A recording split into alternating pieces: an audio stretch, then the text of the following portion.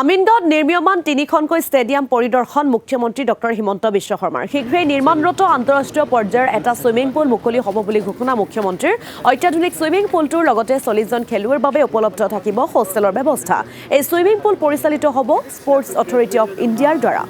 একেদৰে আমিনগাঁৱত নিৰ্মাণৰত এখন আন্তঃৰাষ্ট্ৰীয় মানদণ্ডৰ ক্ৰিকেট ষ্টেডিয়াম পৰিদৰ্শন কৰি মুখ্যমন্ত্ৰীয়ে ঘোষণা কৰিছে যে এই ষ্টেডিয়ামখনতো খেলুৱৈৰ বাবে থাকিব হোষ্টেলৰ সুবিধা থাকিব দৰ্শকৰ বাবে 15ৰ পৰা 20,000 আসনৰ ব্যৱস্থা ইফালে আমিনগাঁৱৰ বেডমিণ্টন একাডেমীও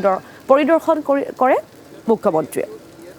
আৰু আমি সেই দৃশ্যাংশ আপোনালোকক দেখুৱাইছোঁ কাৰ্যালয়ৰ পৰা IIT গুৱাহাটীলৈ ছয়লেনযুক্ত পথ নিৰ্মাণ হ'ব বুলি ঘোষণা কৰি মুখ্যমন্ত্ৰীয়ে চলিত বৰ্ষৰ শেষৰ ফালে 27 নং ৰাষ্ট্ৰীয় ঘাইপথৰ পৰা কুমাৰ বাৰ্মা সেতুৰে সংযোগ কৰা হ'ব বুলি মন্তব্য কৰে একে সময়তে মুকলি হ'ব গৌৰীপুৰত নিৰ্মাণৰত টাৰ্মিনেলো আনহাতে শৰাইঘাটৰ তৃতীয়খন দলং নিৰ্মাণৰ বাবে চৰকাৰে লোৱা সিদ্ধান্তৰ কথা উল্লেখ কৰিলে মুখ্যমন্ত্ৰীগৰাকীয়ে সমান্তৰালভাৱে আমিনগাঁৱৰ ৰেলৱে ভূমিত বৃহৎ উচ্ছেদ অভিযান চলিব বুলিও মন্তব্য কৰিলে মুখ্যমন্ত্ৰীয়ে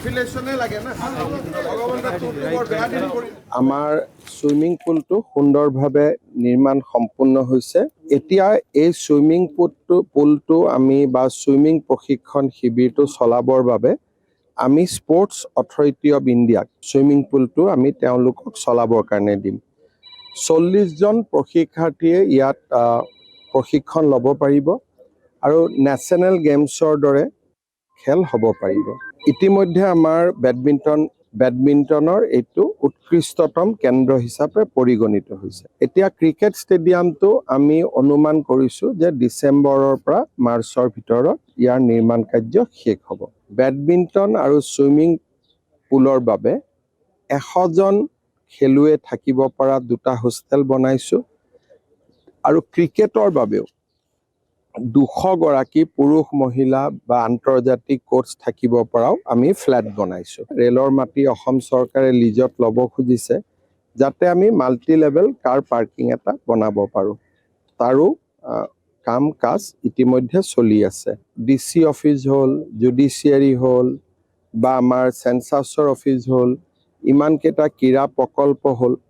তাৰ লগত খাপ খুৱাব পৰাকৈ নেশ্যনেল হাইৱেৰ পৰা IIT লৈ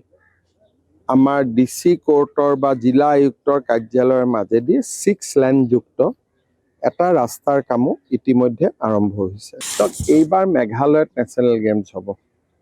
গতিকে অসমত যদি আমি নেশ্যনেল গেমছ পাতো